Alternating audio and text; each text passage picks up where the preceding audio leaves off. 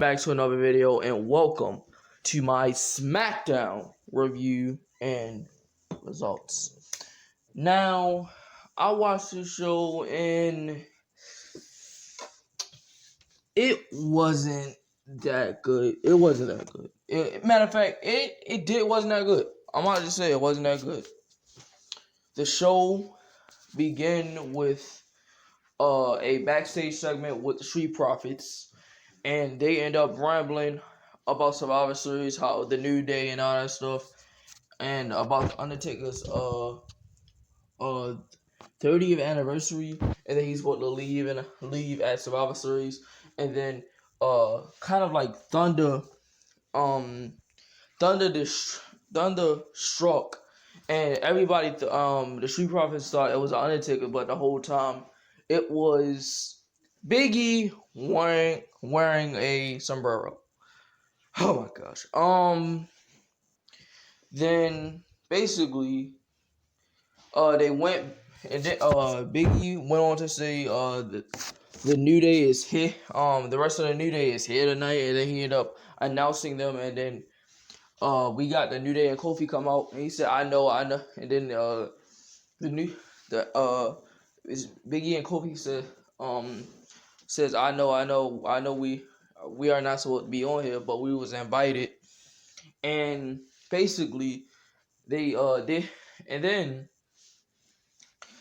Xavier Woods Kofi said something about the Street Profits, and then Xavier Woods said they will be dead men, and then he said Kofi said hold up, I just want to have a match, now I want to kill the man, and he said no, I was just kind of like paying tribute to Undertaker's 30th anniversary.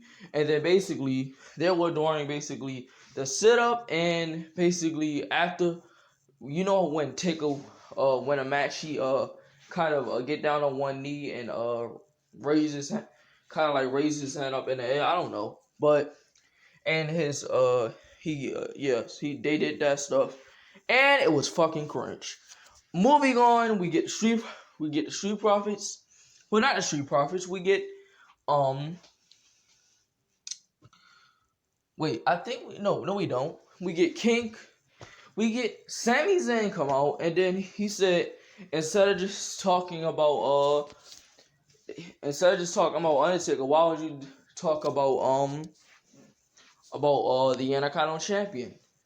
And then he said how creative was behind Bobby Lashley, basically, and I kind of like that. And then the New Day was basically cracking jokes at Sami Zayn and all that stuff. So then we got King motherfucking Corbin came out, and he came out with a vest. Great. Just remove the crown, remove the scepter, and we can get the old gear back and call him the Long Wolf Baron Corbin. Please, we need that. Please, god damn it, we need that. But anyway, Baron Corbin came out. How dare you come to our brand and disrespect? I don't know. He said something around those lines. He said, "This is not your house." I don't know. We was invited, and then they said we was invited, and then they were just rambling, and we seen Bobby Roode, and I'm not calling him Robert Roode, bro. I am not calling him Robert Roode. Bobby Roode and Dolph Ziggler came out, and basically the New Day said basically was getting an idea. We're trying to create an idea, which it was stupid. How about the two SmackDown tag teams challenge for the Raw Tag Team Championships? And I said, why? You have a SmackDown team and a SmackDown team challenging for the Raw Tag Team Championships, and I just want to rip my freaking hair out of my head even thinking about that. Jesus Christ. And then they kind of like pitched the idea, and then basically Dolph Ziggler and Bobby Roode end up turning on the New Day, and then they end up beating them down. We got the Street Profits, and it was an 8-man tag. And wait, the Street Profits came out, and we got a big brawl between these tag teams, and then we got a fatal 4-way match. I mean, but not a fatal 4-way, 8-man tag to open up the show. Why? Dear God. So basically, it was an okay match. Like this match shouldn't have happened, but it was decent. But this match was decent. So the match ended with Street Profits pinning this is what I would say. They got Sami Zayn here, a fresh Sami Zayn.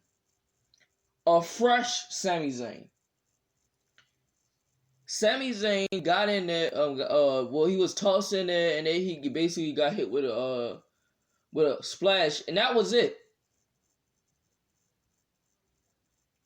So that's how you build your Intercontinental Champion. Instead of building him like a beast, he doesn't even get in. He doesn't even get in there for a second. He didn't even last in there for a minute, and he got freaking just buried. He just got buried by freaking the Street Profits, bro. At the end of the match, that's how the match was won by the Street Profits in the New Day.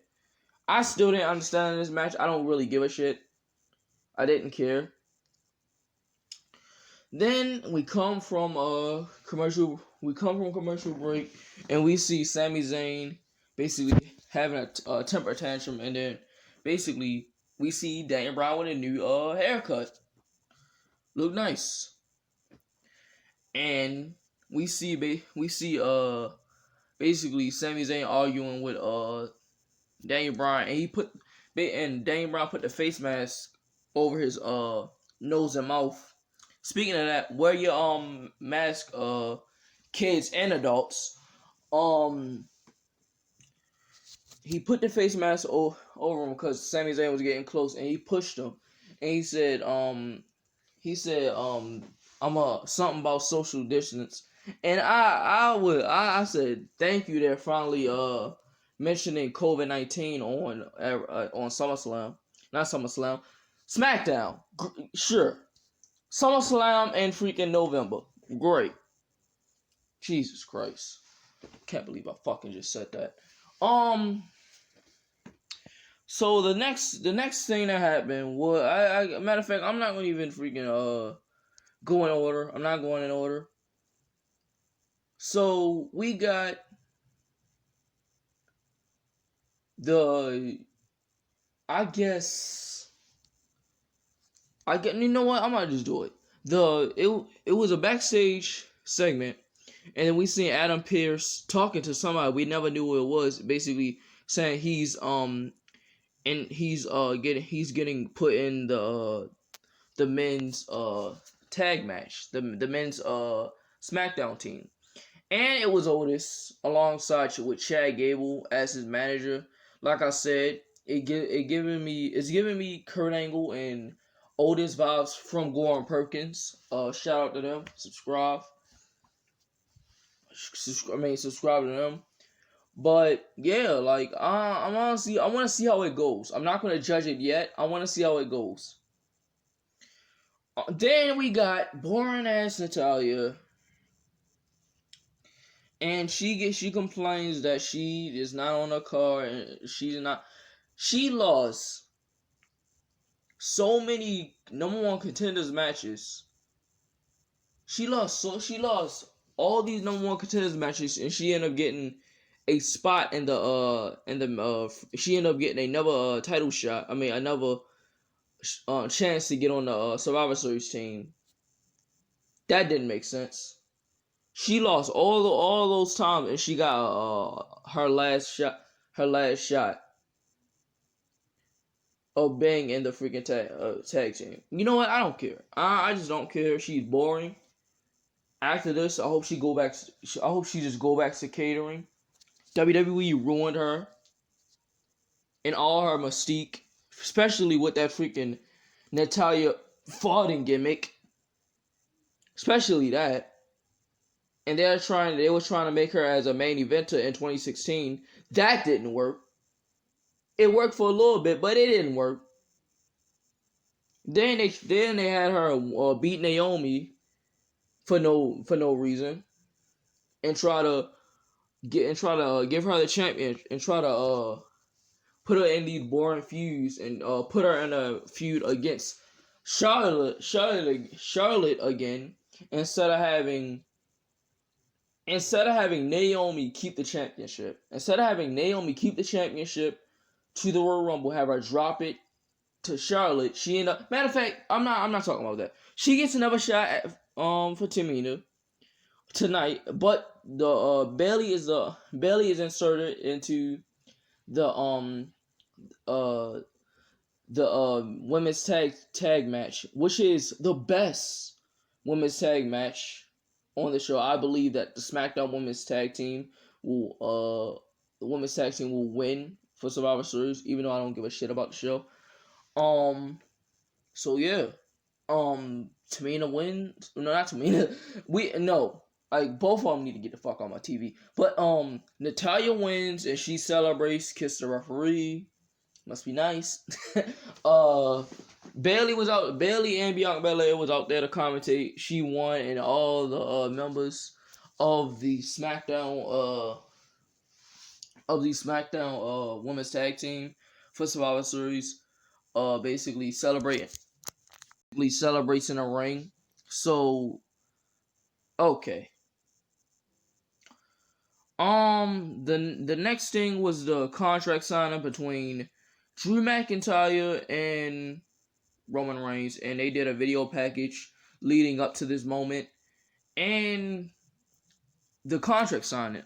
I just noticed something that, like the GM, not the GM, supposed to be at, like, like the head of the table instead of like the middle of the table, right?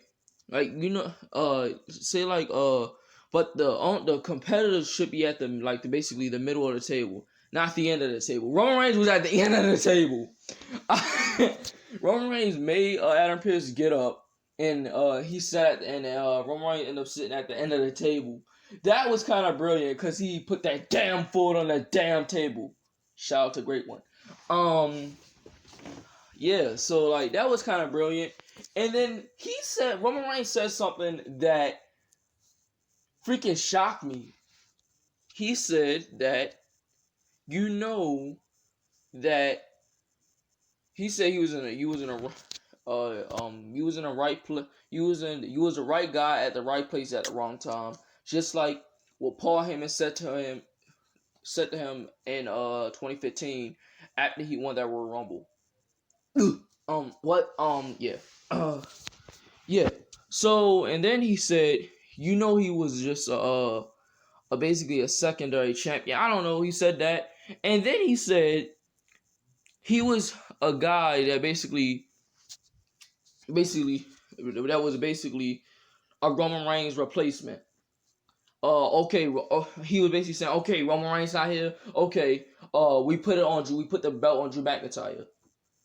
He was basically saying that he was basically a Roman Reigns replacement. Dang, man. And dang, like, that was a good promo. Like, I honestly liked it. So we get Buddy Murphy versus Seth Rollins. We get Buddy Murphy versus Seth Rollins. But Seth Rollins end up attacking Buddy Murphy. Before he can get in the ring, and then he end up falling to the outside, and he end up getting help from Rey Mysterio and Aaliyah and Dominic, and then Buddy Murphy said he got this and all that stuff. He gets in the ring, gets his ass whooped through the whole match, and Seth Rollins tries to go at basically Seth Rollins goes at anything in sight.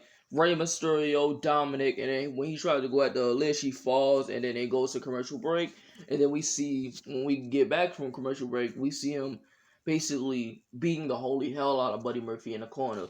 So the the kind of like the ending part, wrapping up the ending was uh was Seth Rollins trying to hit a stomp on what's it called on Murphy.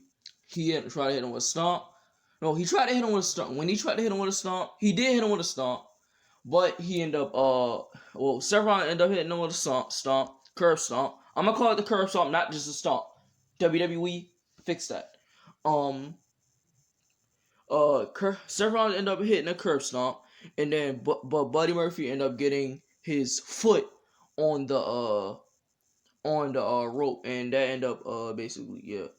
So then he tried to hit the curb stomp again. He basically out of nowhere with Mysterio freaking basically B triggers basically out of nowhere, and Rollins tries to go for a strike, and he ended up hitting the Murphy's Law, which was one of my kind of one of my favorite moves, and he ended up picking up the victory. Now I know that Seth Rollins was supposed to go away after it's supposed to go away after Survivor Series after this match and after Survivor Series to intend to freaking spend some time with his fiance Becky Lynch. Good, he needs to. He needs to get him away from TV for right now.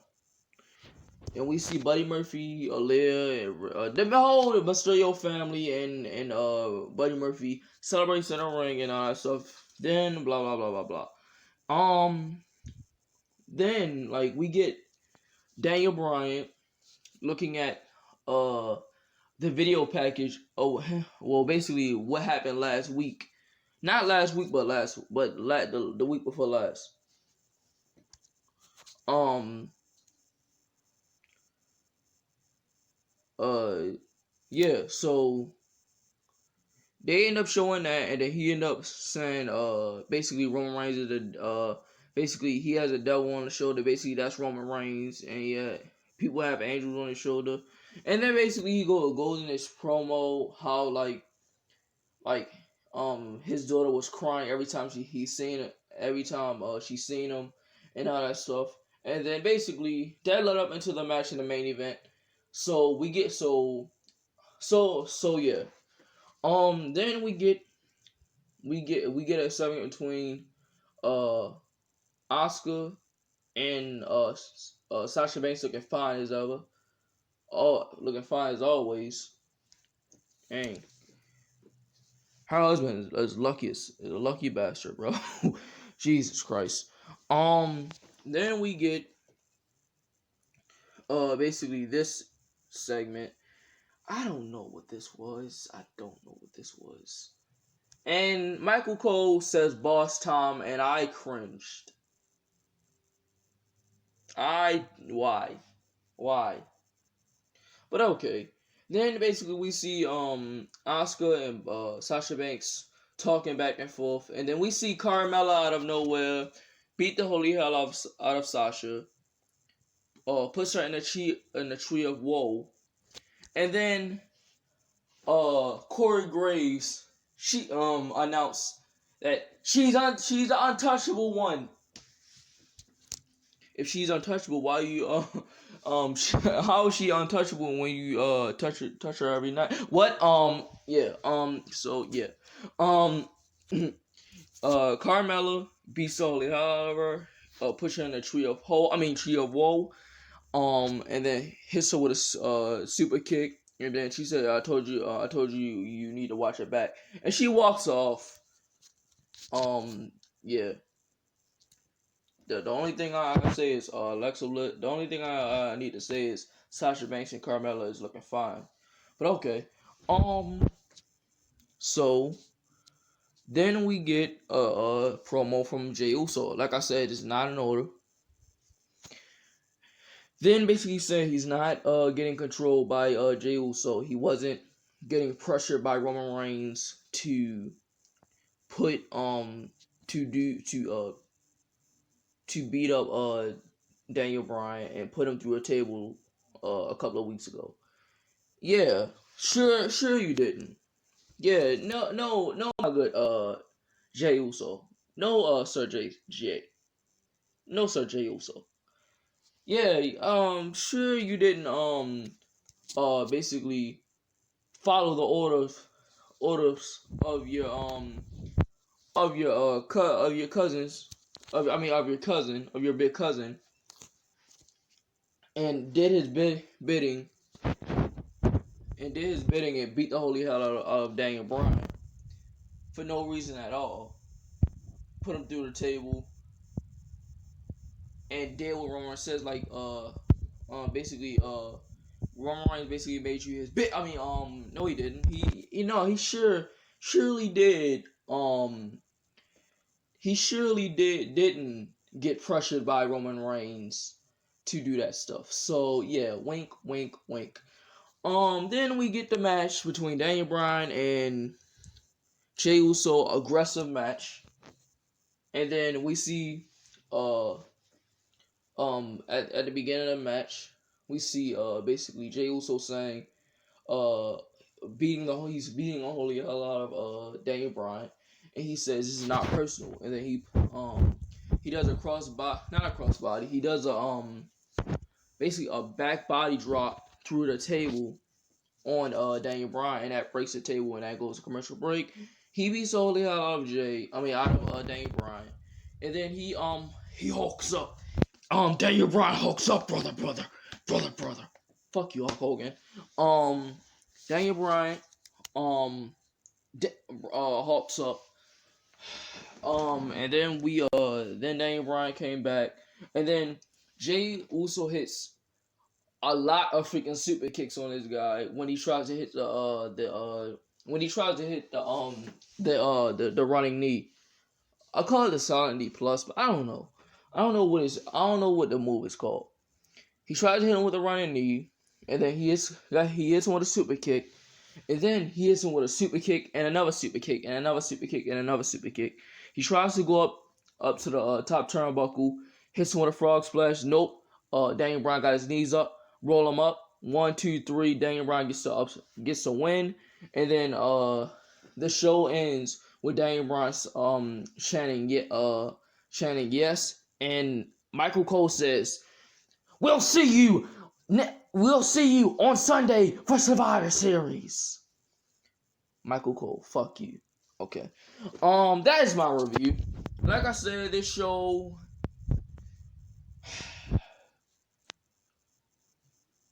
it was better than Raw. I would say it was better than Raw and NXT combined.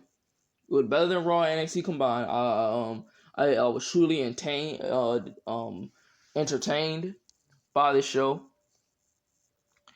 but it was key moments that you didn't need in this show.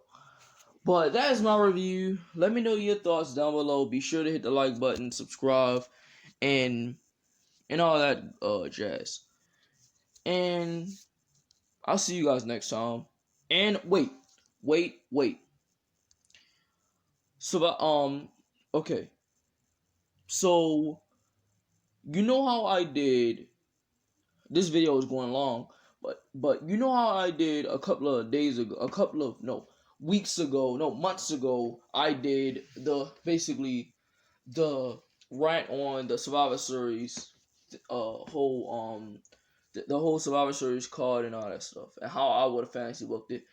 Okay, so I will be kind of predicting I will do my predictions on a Saturday. Excuse me. I will be doing my predictions on a Saturday, probably tomorrow. Yes, tomorrow. This video will probably be uploaded probably tonight, but I will be uploading my my predictions of Survivor Series and what do I think on the Undertaker 30th anniversary, and will he end up retiring at that show? And I'm gonna have some choice words. I'm gonna have some stunning words. I'm just gonna have some aggressive words to say. Now, if you excuse me, I got something to watch. Let's just say it's off the script. But okay, so I'm about to get out of here, subscribe and all that stuff. I'll see you guys next time.